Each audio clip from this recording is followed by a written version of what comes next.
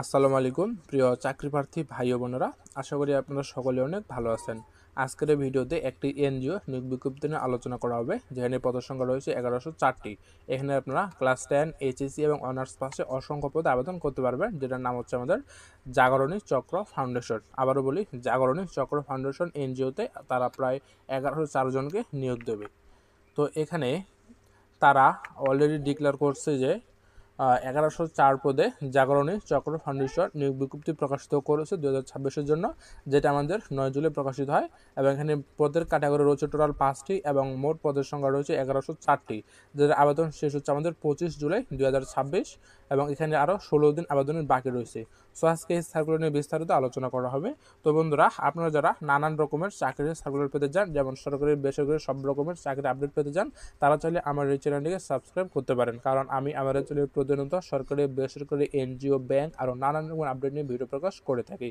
তো এখানে তারা প্রথম পদের নাম হচ্ছে জোনাল ম্যানেজার, সার্ভিস গ্রেড রয়েছে 7তম এবং 4 জন নিয়োগ দেবে। তো এখানে বলছে মাসিক বেতন সাকল্যে 74,324 টাকা। এছাড়া সংস্থার নিয়ম অনুযায়ী অন্যান্য সুবিধাদি রয়েছে। তবে অধিকতর যোগ্যতা সম্পন্ন প্রার্থীর ক্ষেত্রে বেতন আলোচনা সাপেক্ষে নির্ধারণ করা হবে। এবং এক্ষেত্রে আপনার শিক্ষানবিশকাল হবে 6 মাস। তবে সন্তোষজনক শিক্ষানবিশকাল শেষে চাকরি নিয়মিতকরণ করা হবে। এবং এখানে কর্মস্থল রয়েছে বাংলাদেশের যে কোনো স্থানে আপনাদের কর্মস্থল হতে পারে।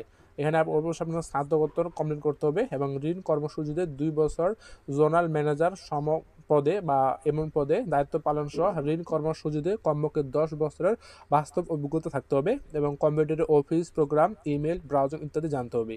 বাংলা ও ইংরেজি ভাষায় কথা বলা ও লেখার দক্ষতা থাকতে হবে এবং সরকারি বেসরকারি পর্যায়ে যোগাযোগ দক্ষতা থাকতে হবে। এখানে বয়স সীমা রয়েছে আপনাদের 48 বছর পর্যন্ত। এবং দ্বিতীয় পদ হচ্ছে শাখা ব্যবস্থাপক, গ্রেড 11তম, 100 জন নিয়োগ দেবে। এক্ষেত্রে আপনাদের বাংলাদেশের যে কোনো স্থানে কর্মস্থল হতে পারে এবং স্নাতকোত্তর কমপ্লিট করতে হবে এবং ঋণ কার্যক্রমের কাজে কমপক্ষে 8 বছরের বাস্তব অভিজ্ঞতা থাকতে হবে।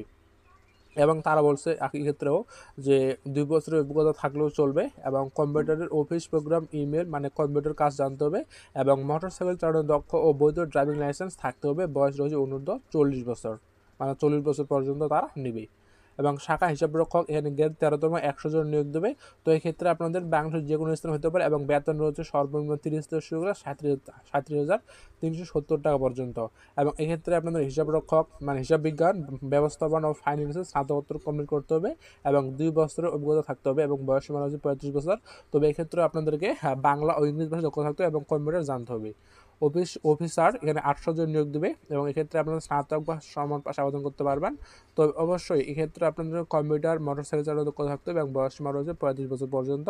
এবং পিএম কামগার্ড, এক্ষেত্রে 100 জন তারা নিয়োগ দেবে এবং 15,000 টাকা বেতন বাংলাদেশের যে কোনো স্থানে। তবে এখানে এক্ষেত্রে আপনার ক্লাস 10 পাশে আবেদন করতে পারবেন এবং সংশ্লিষ্ট কাজে অভিজ্ঞতার সম্পন্ন প্রার্থীদের অগ্রাধিকার দেওয়া হবে। যদি আপনার অভিজ্ঞতা না থাকে তারপরে আপনি আবেদন করতে পারবেন এবং বয়স রয়েছে 30 বছর পর্যন্ত।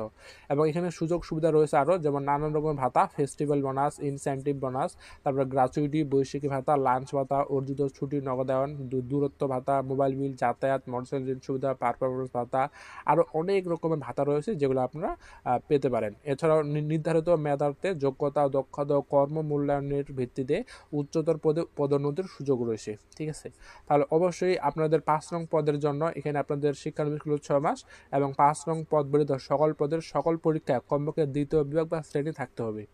তাহলে আশা করি বুঝে গেছেন। এই হচ্ছে আপনাদের মানে সব কিছুর ডিটেলস। এবং এক্ষেত্রে আপনাদেরকে জাগরণী চক্র ফাউন্ডেশন বরাবর আবেদন করতে হবে, যেটা হচ্ছে আপনাদেরকে আবেদন মানে হচ্ছে একটা সিভি পাঠাইতে হবে। তো এখানে আপনাদের রেজিস্ট্রেশন ফি হবে 300 টাকা পরীক্ষা কেন্দ্রে জমা দিতে হবে। এবং আপনাদেরকে সকল পদের জন্য যেমন 20,000 টাকা জামানত, 15,000 টাকা জামানত এবং 10,000 জামানত প্রদান করতে হবে। তাহলে এই ছিল বিস্তারিত। ধন্যবাদ সবাইকে।